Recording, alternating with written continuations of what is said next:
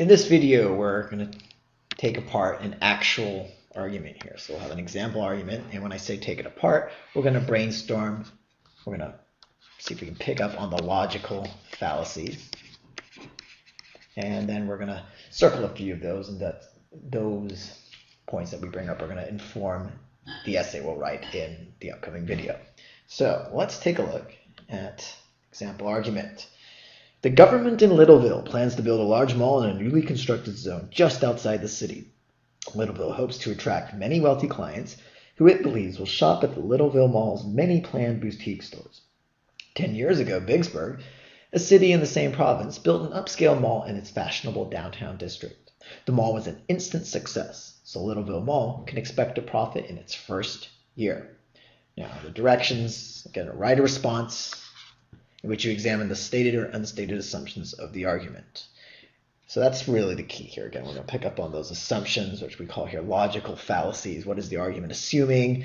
And this last part here, be sure to explain how the argument depends on these assumptions and what the implications are for the argument if the assumptions prove unwarranted.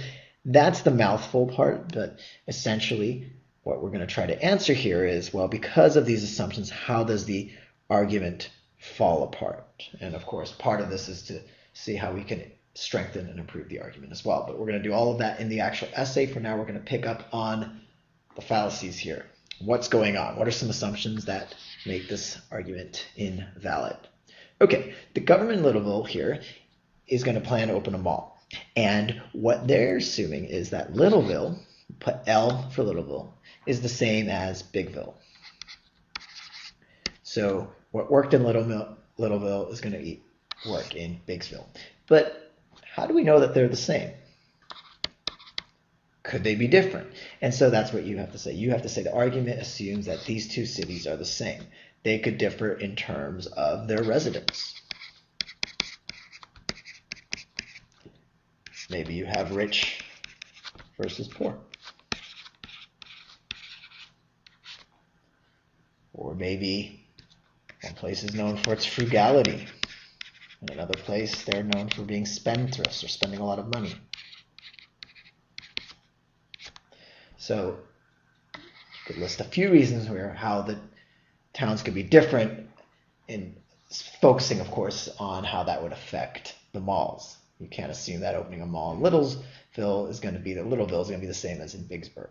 So that's one thing we can look at, how these two do not equal each other. So it assumes they equal each other, but we want to, of course, see how that the two do not equal each other. Now, you're going to notice that the argument does a few other things as well. It goes on to say that, okay, well, maybe these two are similar. Let's just assume this. But it goes on to say that the mall here in Littleville is in a constructed zone. So we'll call that CZ, constructed zone.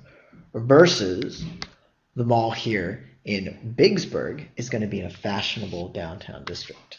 So you can see right there that you have construction zone versus downtown district. So that's already making a pretty large assumption. So if you're in a downtown area, obviously there's a lot of money here. As far as the newly constructed area, well, are people already going to drive out here? We don't know. I mean, this whole argument could fall apart even if the citizens of Littleville and Vicksburg are similar. They're both well off. They both want to spend their money at boutique stores. Even if we assume that, are they necessarily going to drive out to this newly constructed zone? So that's another thing, a question of convenience. So what else could we attack here? Well, we've shown that the two cities could be different in terms of their residents. It's fundamentally different. That the construction zones, you can't compare that to the downtown district. Again, it's that whole apples and oranges thing. And then we notice here it says 10 years ago in Biggsburg. So things change. Remember that from our logical fallacies. So 10 years ago, maybe the economy was doing well. Things change. We don't know. So these could be very similar cities.